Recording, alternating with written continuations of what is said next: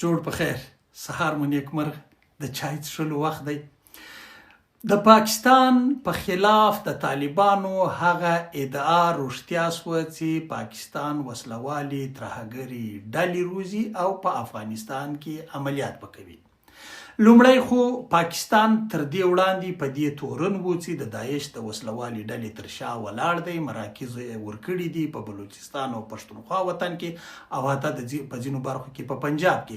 دا هغه تورونو چې په پاکستان پورې کېدل او وروسته بیا طالبانو و پاکستان ته د دې تورونو اسناد او شواهد هم ورکړل. خو دا یو اړخ د قضیې. اوس چې د دې ادعا د ثابتولو لپاره یو داسې پخه دقیقه او پر ټولو شرایطو او شریعت برابر ویډیو راوتلې ده، نو دا شی د طالبانو تبر ته لاس ته ورواچوه او د پاکستان پوځ خپلې پښې په ترخځ ووهلې.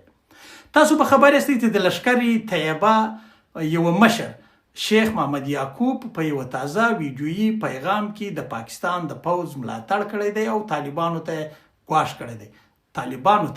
کړی دی او هغه ویلي دي چې کچیري د افغانستان اوسنی حکومت د پاکستان غوښتنو ته غاړه کښېنږدي نو دوی به ګواکې د طالبانو خلاف ګام واخلي. اول خو دې خبرې ته به وروسته راسو چې دوی ګام اخلي څه کوي او څه کولی شي. لومړی به دې ته راسو چې لښکر طیبه څه ده. د لښکر طیبه تنظیم چې مشر حفیظ سعید دی په 1980 کال کې بنسټ د پاکستان د پوځ او استخباراتو له لوري ایښودل شوی دی. دا تنظیم اکثره عملیات په کشمیر کې کوي، د پاکستان تر ولکې لاندې کشمیر او د هند تر ولکې لاندې کشمیر. دوی په بیلابیلو تورونو او په بیلابیلو بریدونو او په بیلابیلو چاودنو او ترهګریزو عملیاتو باندې مشهور دي. نو د دې ډلې باندې د پاکستان له لوري بندیز لګول شوی دی او دا بندیز یې لا اوس هم روان دی. د دې ډلې بیلابیل شاخونه په بیلابیلو نومونو باندې کار کوي، خو عمومي ډله چې حفیظ سعید یې مشري کوي دا په مجموع کې بنده ده، دا بنده اعلان شوې ده او په دې کې دی نور د فعالیت حق نه لري. د دې ډلې ایډیالوژي سلفي او جهادي ده. صحیح ده. د دې ډلې مرکز لاهور دی او د پنجاب څخه سرچینه اخلي او تر ټولو لوی خونړی برید دې ډلې په 2008 کال کې په ممبئی کې وکاوه. د ممبئی په برید کې شاوخوا 160 کسان ووژل شول او سلګونه نور ټپیان شول یا لسګونه نور ټپیان شول. د دې برید وروسته پر دې ډله باندې چې کله هند شواهد وړاندې کړل بندیز ولګول شو. ملګرو ملتونو دا ترهګره ډله اعلان کړه، امریکا ترهګره ډله اعلان کړه، بریتانیا ترهګره ډله اعلان کړه او ان تر دې چې پاکستان په خپل هم ترهګره ډله اعلان کړه. اوس د دې ترهګرې ډلې یو مشر راولاړیږي چې خورا مشهوره سړی دی، راولاړیږي د پاکستان د پوځ ملاتړ کوي او د ملاتړ هغه ټولې ادعاوې ثابتوي چې ګواکې پاکستانی پوځ د ترهګرو خلاف دریږي او په افغانستان کې عملیات وکوي. که څه هم د دغې ډلې یعنې لښکر طیبه عملیات نه پر طالبانو باندې تاثیر لري او نه پر افغانستان باندې تاثیر لري. داعش غوندې ځواکمنه ترهګره ډله هم ونه توانېدله چې د افغانستان کې طالبانو ته داسې لوی سرخوږی جوړ کړي. نو لښکر طیبه خو بالکل نه توانیږي.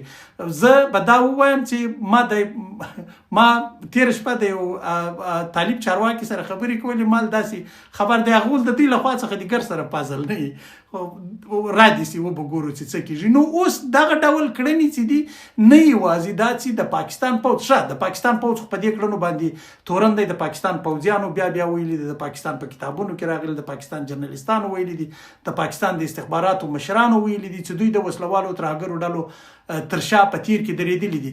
دا چې اوس دوی درېږي، دوی یوه هڅه کوي، دوی په دغسې وخت کې اوس جهادي ډلې یا ترهګرې ډلې رامخته کوي چې اصلا د جهاد فتوا پر افغانستان باندې تاثیر نه لري. د افغانستان نور د دې جګړې څخه وتلی دی. افغانستان اوس نور هغه افغانستان نه دی چې پاکستان کم فکر ورته کاوه.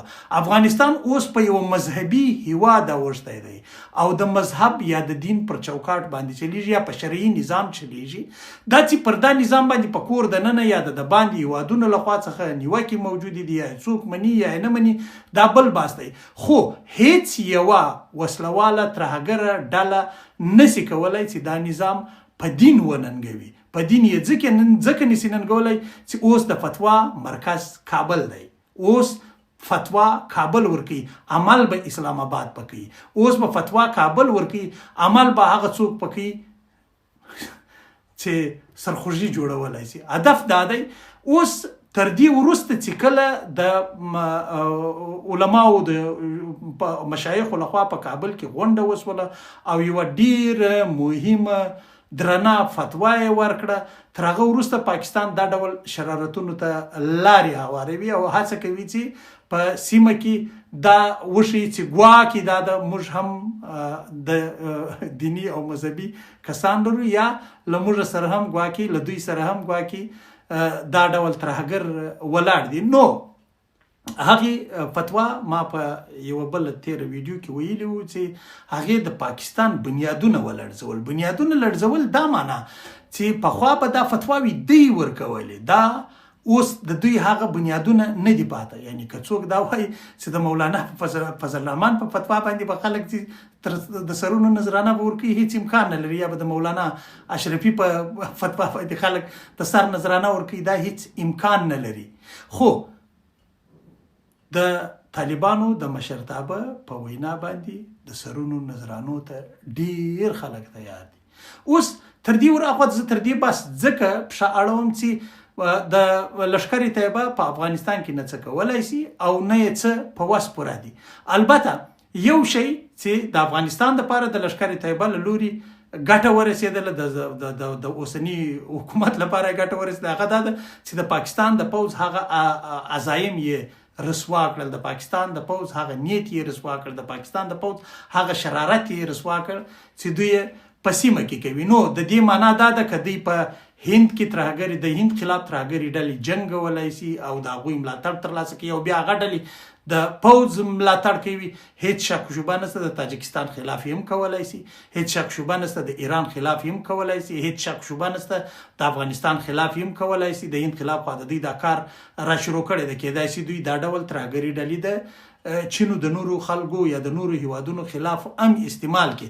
نو په کار دا ده چې دا خبره عامه سي، دا خبره تر ډیرو خلکو ورسیږي چې د پاکستان پوځ رسما د ترهګرو ډلو ملاتړ کوي او ترهګرې ډلې رسما د پاکستان د پوځ ملاتړ کوي. ښه مثال یې د لښکر طیبه د مشر محمد یعقوب شیخ وروستۍ ویډیو ده. نو دا یو دا اړخ دی. او بل له دې سره هممهاله په ایران کې، په بلوچستان کې، په فهراج زه فکر کوم سیمه کې پر یوه پوسته باندې برید سوی دی، هلته 4 پولیس ایرانی پولیس وژل سوي دي او دا کیدای شي دا کار هم دغه ډول یوې ډلې کړی واوسېږي، ځکه پاکستان دا کوشش کوي چې بیا ونړۍ ته دا وروښيي چې له موږ سره داسې ډلې موجودې دي. که د چا په کار وي هغه د مولانا شیراني صاحب خبره ده چې په پاکستان کې ډیر شان ډیر عام پیدا کیږي، پر چوکونو باندې پیدا کیږي، خبریال هم په کرایه پیدا کیږي، پوځي هم وایي په کرایه پکې پیدا کیږي، وایي سیاستوال هم په کرایه کې پیدا کیږي. تاسو به د شیراني صاحب ویډیو اوریدلی وي.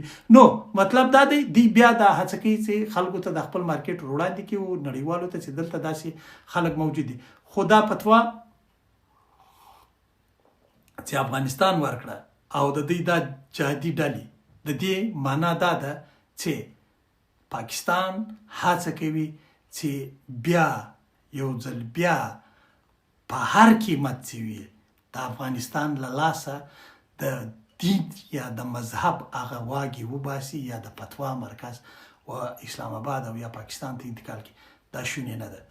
افغانستان هغه افغانستان نه دی چې تاسو فکر ورته کوئ. اوس ډیر بدل افغانستان دی او دا بدل افغانستان اوس یو داسې مرحلې ته ورداخلیږي، ژر به داسې مرحلې ته ورداخل شي چې په کور دننه به ډیر خلک په هغو غوښتنو خوشحاله کړي چې دوی له تیرو 4 کلونو څخه لري. البته دا خبر نه دی، دا نښې نښانې دي چې ډیر ژر کیدای شي ځینې ډیر مهم خبرونه راووځي. نو وبګورو چې څه کیږي، توکل پر خدای. خو د ګاونډي دپاره یا د شریرو ګاونډیانو دپاره دغسې د سر درد افغانستان خدای تعالی دې همیشه لري، خدای تعالی دې همیشه آباد لري، خدای تعالی دې همیشه افغانستان داسې افغانستان لري چې دښمن ته سترګې په سترګو کې ورچولی شي، د خپلو خلکو عزت پت او هر څه غرور یې ساتلی شي. ډېر خلک اوس په دې باور دي چې د پاکستاني په وړاندې که څه هم پاکستاني په ډېره بې شرمي هلته له کډوالو سره ناروا چلند کوي، خو د پاکستاني په وړاندې موجوده حالات کې د افغانستان د اوسني حکومت د دریځ ملاتړ کوي او ملاتړ یې روان دی او ته کېدای شي تر ډېره وخته پورې وکړي. ژوند خدای مو شاد آباد او بریالي لري. میرویس افغان پر لوی الله سپاري او د تر بلې لنډې ویډیو آباد اوسئ.